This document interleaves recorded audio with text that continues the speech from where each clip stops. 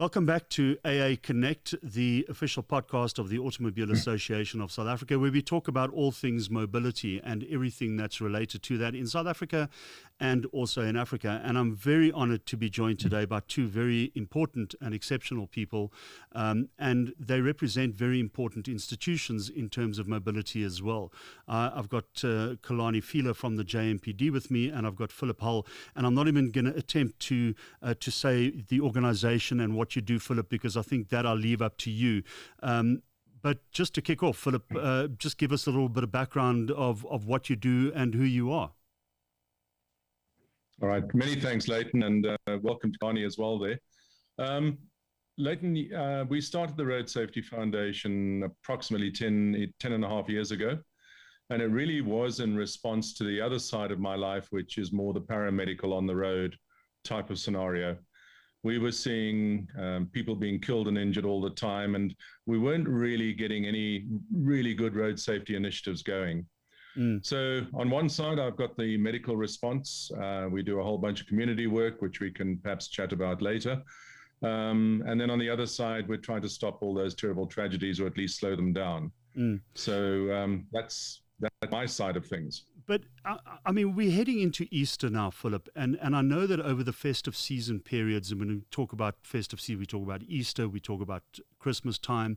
These are traditionally times on South African roads where we see a spike in road crashes, we see a spike in fatalities, and I think sadly, from all of our perspectives, and I think Xolani will say this as well, but sadly, these numbers don't ever seem to reduce, Philip. They just seem to kind of remain the same every year, right?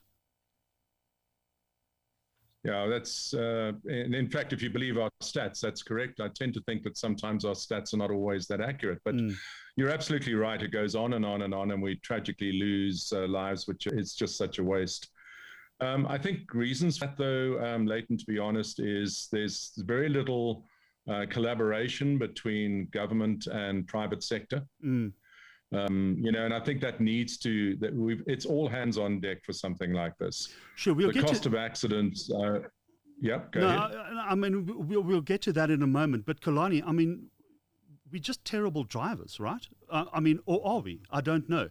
I mean, if we look at the number of vehicles we've got on our road and we look at the number of crashes, is everybody a terrible driver?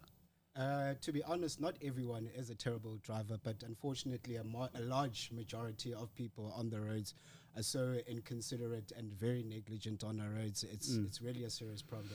And it creates a knock-on effect for everybody else, because if you got one guy who's a bad driver, he's affecting 10, 20 other cars on the road as well. So it's down to that one person who just feels that the road belongs to him. No, that's true. And sometimes we do take examples from bad drivers, not to be sinister, and make an example of taxi drivers and how they drive on the roads. And sometimes motorists just say, if taxi drivers are doing this, I might as just well do it also. Do it yourself. Yeah. But, when you look at the numbers, though, and you look at the number of crashes and the fatalities, taxis don't make up a huge portion of that. And I think a lot of people are surprised when we say, but, look, sure, I mean, there are a lot of taxi drivers who are bad drivers. I mean, I'm not going to run away from that. But they don't make up the bulk of crashes and accidents we see on our roads. These are, sedans, normal passenger vehicles. Obviously, if a taxi is involved, the number of people in that taxi, it's just going to mean that you have a higher fatality rate from that vehicle. I think Philip touched on it, and it's something that we will discuss as we go along. But, I mean, is government doing enough? And when I say government, and one of the reasons I got you in here, are the Metro Police Departments doing enough? What I can say that we are doing our best at this present moment. We do have campaigns. We do have operations, especially integrated operations with SAPS, Gauteng Traffic and National Traffic Police. Right.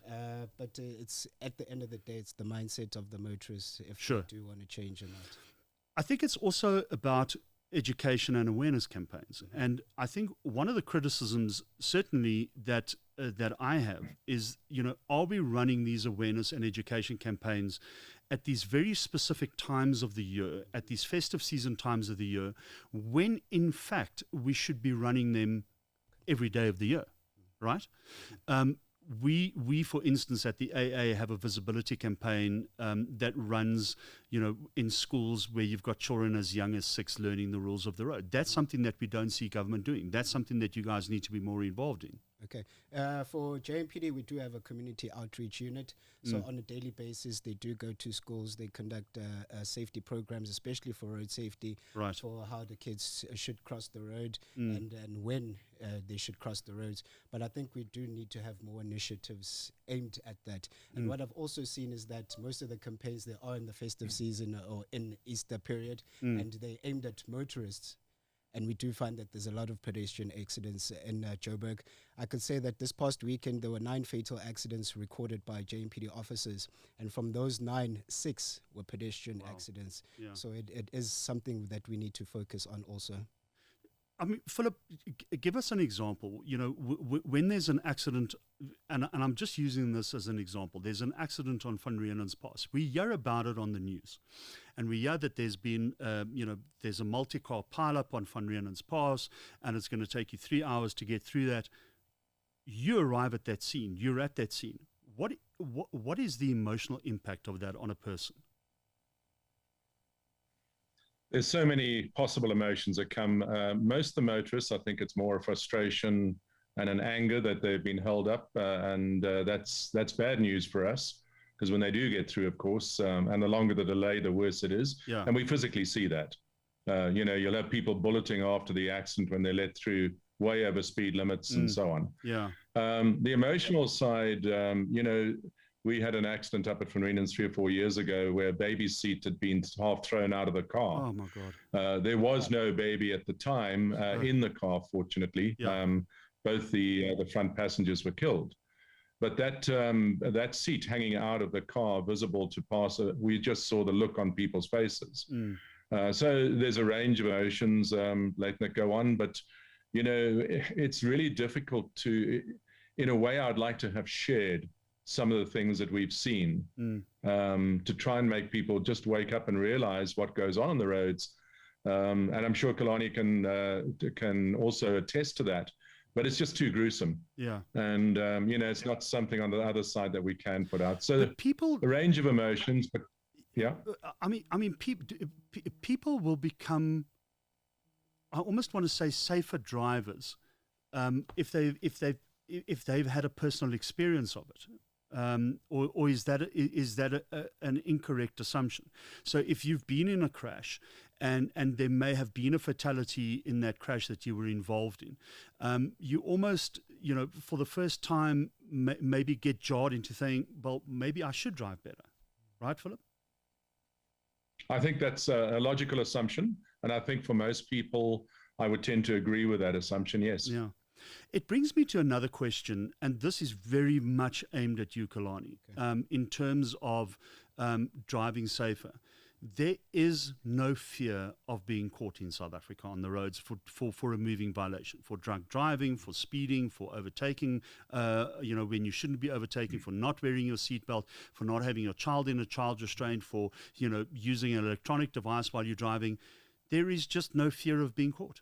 No, that's true. Because what we do find that there is a rise in the numbers of people being arrested for driving under the influence. Right. For us as law enforcement, we would like to see, like when it comes to stats, whenever you've got high stats, it's an accomplishment. But when it comes to driving under the influence, when you see that more people are being arrested for that, then it shows that there's no impact that's being made regarding that. And it is really sad because people actually die on the roads and people lose their mothers, their fathers, and their family members. So it needs to be knocked in. I know the government has introduced the R2 system, and people still don't take it seriously.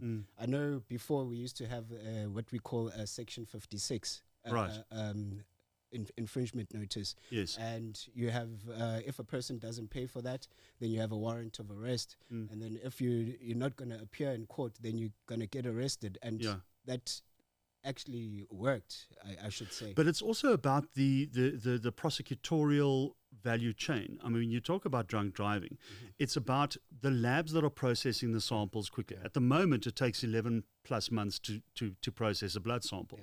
But it's also about, the prosecuting authorities throwing the book at these people and actually prosecuting the offenders, which I also don't think we are seeing. So JMPD goes out and they say, okay, well, we arrested 3,000 people over the weekend. But of the 3,000 people that are arrested, only 6% are actually prosecuted at the end of the day. It's not enough. Yeah, no, it's not enough. What we've also been having the challenges through this COVID period is that our EBAT testing centers have been non-operational due to the usage of the pipes. Yeah. So we had to go back to the nurses drawing the blood, and we know that there is a huge backlog with actually processing of that. So it goes back to the person is arrested today, he goes to court and they postpone the case until the evidence is back, and then they think, no, it's okay because it's been 2 years or 3 years since I've been in court, so it means there's nothing happening regarding that. So I think it is a total It's a problem. And I think, one of the things, I mean, you will both know this, but in 2016, the Minister of Transport established the Traffic Law Enforcement Review Committee that looked at traffic law enforcement in South Africa.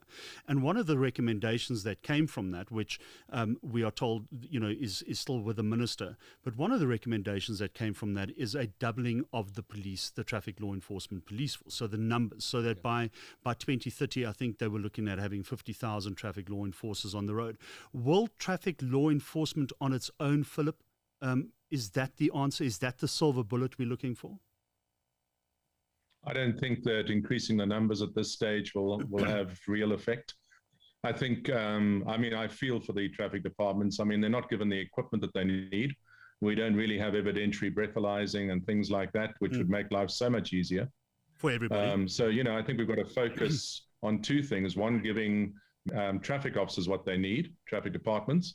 And the second thing is really going into a major campaign to get away from this us and them, the public versus the traffic authorities and vice versa. It's a love-hate relationship. And we've got to start building some trust, and there's obviously a number of ways one can start doing that. Yeah. But I don't think increasing numbers will have any real effect. No real effect. You're listening to AA Connect, the podcast of the Automobile Association. I'm Layton Beard, and you joined with me is Xolani Fihle from the JMPD and Philip Hull from the Road Safety Foundation. Philip, when we talk about road safety in South Africa, it's almost an add-on to a conversation. We don't really do enough, right? Absolutely. It's never been the flavor of the month. I get thrown, one of the previous campaigns, Arrive Alive, I think really good intentions, and they did some good work. But it was a very dictatorial, big stick type communication, buckle up, don't speed, don't drink and drive, that sort of thing. Right. And I think there are much more effective ways of communicating efficiently with the public that they will actually start to adhere to some of these issues. But yeah, it's not the flavor of the month, and there's very little resource actually being put into it. And it's a problem because, Xolani will tell you, and he says, we're doing our best. And I think we actually believe that, with what they've got, the Metro Police Departments are doing their best. And I think we need to tip our hat to those law enforcement officers that are honest and are doing a good job, because it's a really tough job that you have. But we don't have 24/7, 365 Metro policing, and that's a problem, Xolani. What I should say that in 2018, a shift system was introduced in JMPD, where we do have officers on the roads 24/7, 365. Okay. The biggest challenge is that in Johannesburg, the number of the population way overweighs the number of law enforcement officers within the city. So we do try our best to be at certain points, especially hot spots within the city. And what we also do have is officers on the freeways with their blue lights on, patrolling continuously. And I think that's an important point. And Philip, I think you will agree with what I'm about to say, and that is that yes, obviously I think that in that instance you would need more manpower, but you have a situation where the JMPD or Metro Police Departments throughout the country are working hard to improve the situation. Bottom line is that message is not filtering through to drivers. Philip? Yeah, I think you're absolutely right with the messaging. We are way behind in this country in how we communicate with the drivers on the road, and I think primarily that's because both government and I'm not being critical of government. I mean, it's to many governments around the world, and various government bodies, police, traffic authorities, and so on. We haven't really had the right communication mechanism. If we look at a country like Australia, very, very strict on the road, but very much the serve and protect type of attitude. I think we're a long way from that, but I think that's the start of a conversation that we should be looking at. I mean, I would hope that any metro policeman anywhere in the country or any SAP, if somebody is stuck on the side of the road, will stop to assist and, start doing a little bit more. And I know I have seen a couple of the Joburg Metro, the JMPD guys doing that recently. Yeah. And hats off to them. But we need a lot more of that type. No, 100%. Yeah. I mean, a lot more of that type of communication. 100% agree. I mean, I just recently came back from Cape Town, and I saw that happening over there. I live in Pretoria. I've seen that happening over there. I have seen that happening in Joburg as well. I've actually seen that in Ukereleni as well. So, I mean, obviously, hats off to those traffic officers who are doing that. It's really good community outreach, and I think it's just the right thing to do. It's a good, decent thing to do. The conversation then moves on to why road safety is important. And Philip, I know that you're quite passionate about this, but when we look at the official numbers from the Road Traffic Management Corporation in 2017 or 2016, they published a document called The Cost of Crashes. And at that point, they said that the number of crashes on our country's roads and the number of fatalities on our country's roads costs our economy 169 billion rand a year with a B. Now, we're in 2021, 5 years down the line. We can extrapolate those figures and we can say that we're probably closer to about 195 billion that those crashes are costing our economy every year.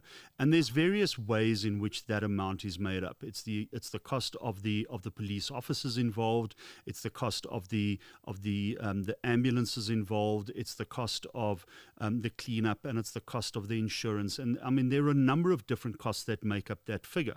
195 billion is a lot. I mean, with 195 billion, even a tenth of that, you could build universities and schools, you could build clinics, you could buy school books, you could do a lot with that money. You would think, though, that government would take road safety a lot more seriously, Philip.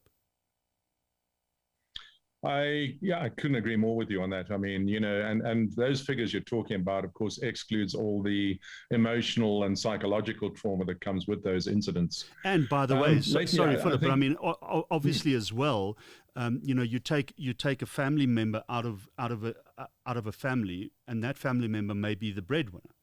That person is taken out of that family, that entire family suffers. So I absolutely agree. It's not just that financial cost and the emotional cost, but it's, somebody's lives are going to be changed forever, perhaps, because they don't have any income coming in.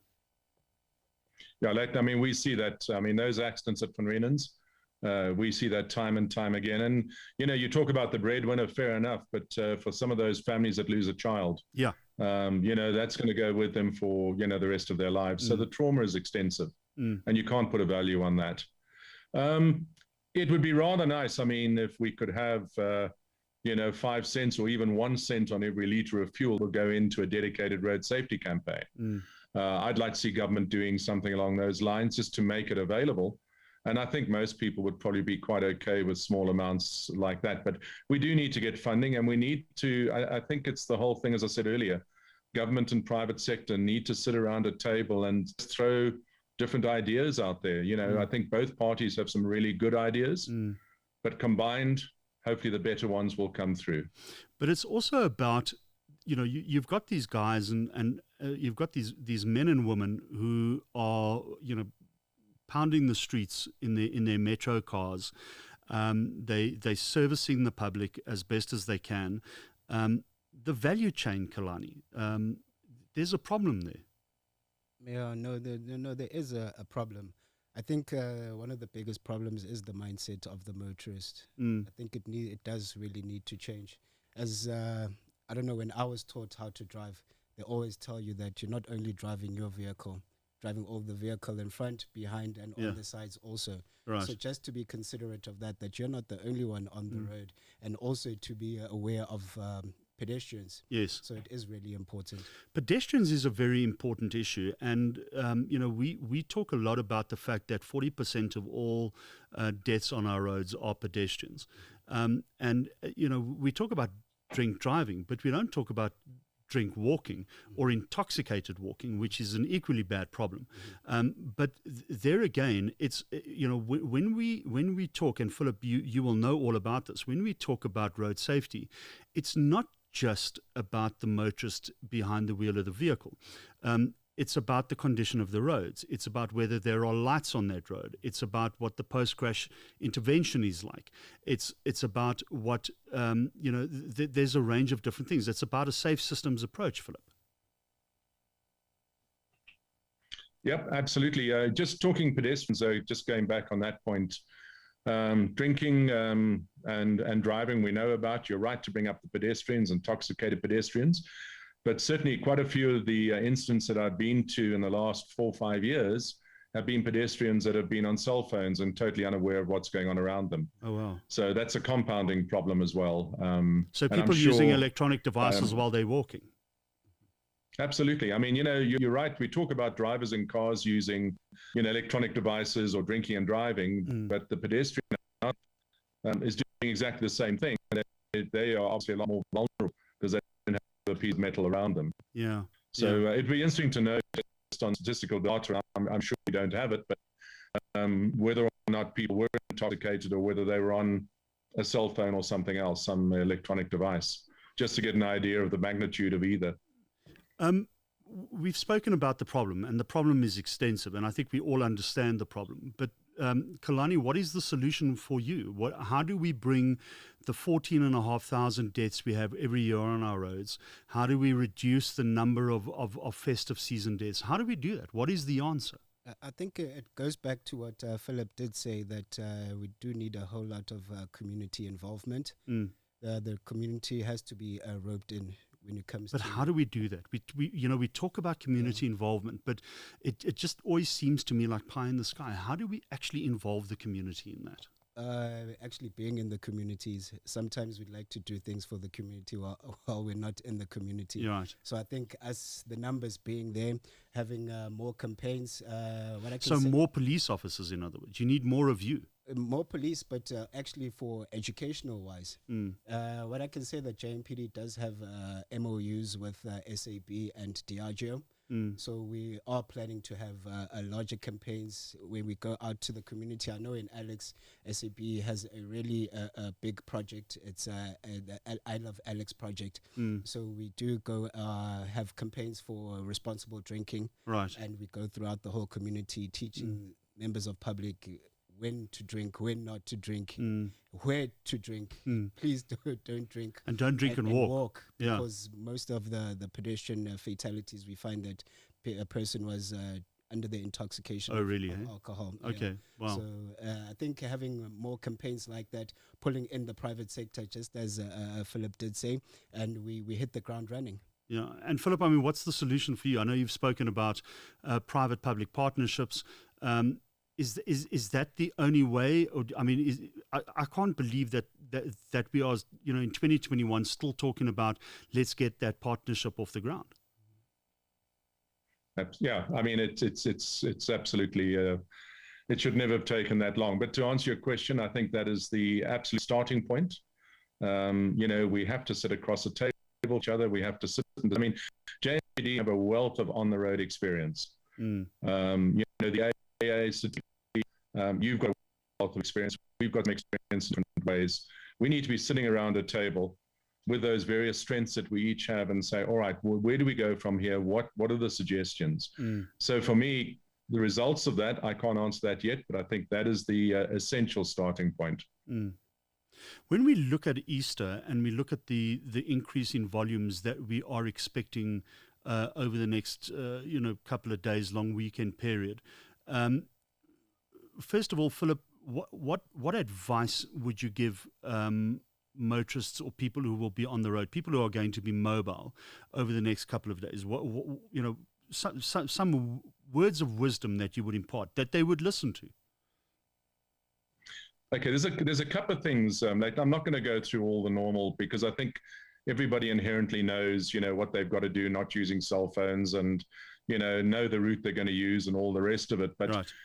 What we are finding a lot more of recently, and I think as we've got more and more new drivers on the road, is a lot more breakdowns. Now, those breakdowns, I watch people coming into the Van Reenen's garages, and they ask for an oil check and a water check and all the rest of it, check tires.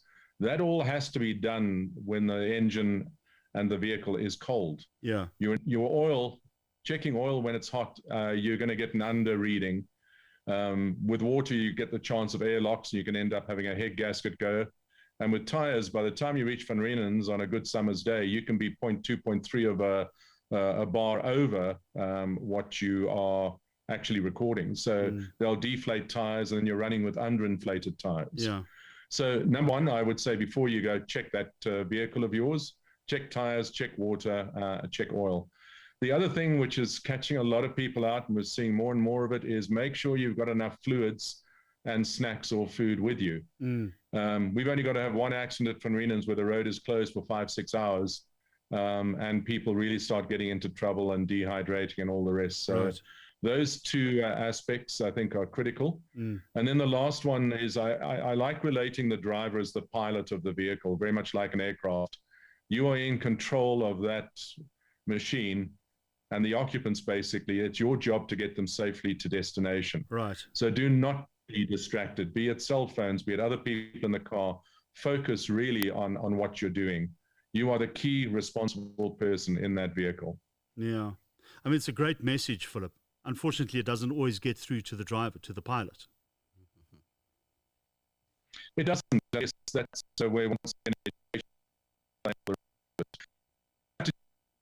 if I may, Finland's, the N3, it has this wonderful system of the average speed cameras and wayplates and all sorts of things that were put in. When those were initiated and started up, if I'm correct in my memory, we dropped about 34% crashes during that next 6-month period. Over that stretch. Which was phenomenal. There was this huge dip. Those average speed cameras are fully operational, but in fact, they're not really being enforced. Yeah. So we've seen the numbers just go right back up to where they were before, and in fact, increasing, I think, even more. Yeah. So, there's definitely work that needs to be done within government and provincial departments and so on. And I think we talk about that all the time, that, and certainly one of the messages as the spokesperson for the AA that I give every year, maybe 5 times a year, when we talk about the number of fatalities and the crashes and all of this thing, is that, yes, government has a lot to still do. There is a lot that government must still do, and they have to do that as a matter of urgency. Roads need to be improved. We need safer vehicles on our roads. In other words, we need vehicles that are not, crash rated at zero. We need safer drivers on our road. And, those are the things, and we need government to intervene in all of those things. And I think we all acknowledge that. But at the end of the day, Xolani, we also need people to just play the game. That's true. That's all. Just play the game. Absolutely. Yeah, just play the game, and that for sure will reduce fatalities on the roads. Yeah. Yeah. But it's, again, and we can go around in circles on this. People do need to play the game, but we need the value chain. We need the police officers, we need the labs, we need the enforcement, we need all of that, and the prosecutions, we need all of that to work in unison. And perhaps, Philip, what you're saying about a public-private partnership is something that really needs to resonate a little harder with government, because they will ultimately be the people who will drive something like that. They have to be the people to drive it. There's no question. I think government have the number one. They are certainly the most important. I also think, though, that it's not only government's responsibility. I think that corporates have to come on board as well. Corporates do have resource. I'm not only talking financial. There's all sorts of resource. Yeah. And if we start getting corporates on board where they start looking at their own employees as a starting point, yeah, and start saying to them, chaps, you have a responsibility here. and we expect you to take that seriously.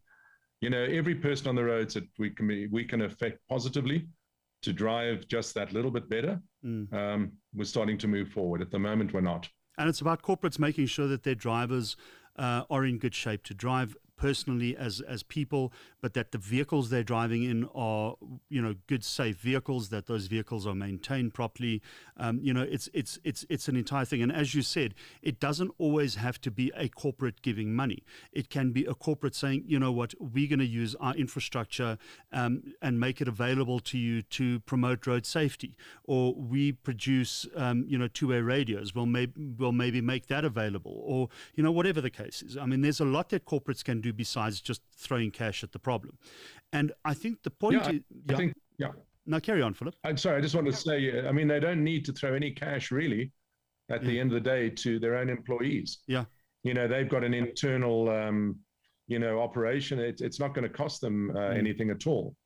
But we may have another 20, 30, 50, 100, whatever number of employees they've got that suddenly are aware and start driving a lot better. And I think, one of the things that I really want to get across with this podcast is that it is in everybody's interests if our roads are safer. It's not just if you're a pedestrian and you're not going to be killed that it's in your interest. It's not just as a motorist or a passenger in a vehicle that road safety is in your interest. If you're a person who never leaves your home, road safety is important to you as well, because it is going to reduce the amount of money our government has to spend on dealing with road crashes. No, that's true. As you said that, I don't know how many billion is spent on road crashes. So it can help with building schools, building universities. Exactly. And enhancing our duties as law enforcement officers also. Yeah. A final word from you, Xolani, your advice to drivers ahead of the festive season. And I say festive season, not just Easter, but any festive season. In fact, what's your advice to drivers just generally? I think Philip did say a mouthful, but what's most important, what he touched on, is the roadworthiness of a vehicle. Right. We seem to tend to forget about that and always say drivers must not drink and drive. They must not use their cell phone and text while driving. Put on your seatbelt. But we always forget the roadworthiness of a vehicle. Right. We find, especially with passenger transport vehicles, where if an accident does happen, then we do have a lot of casualties.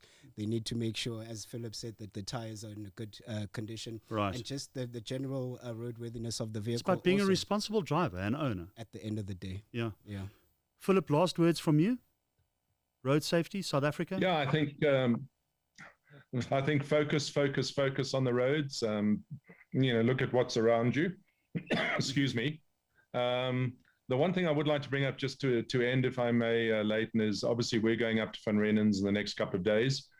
And it's pretty, it gets really dangerous on those roads when we do have accidents. Just to say to people, please remember, if you're coming across anything that looks like it's an accident, or flashing lights, or anything that looks unusual, if you're going to start slowing down, put your hazard lights on. Let people know behind you that you are starting to decelerate, because we have so many secondary accidents with people just not aware of what's going on in front of them. So I would ask just that people keep that in mind, please.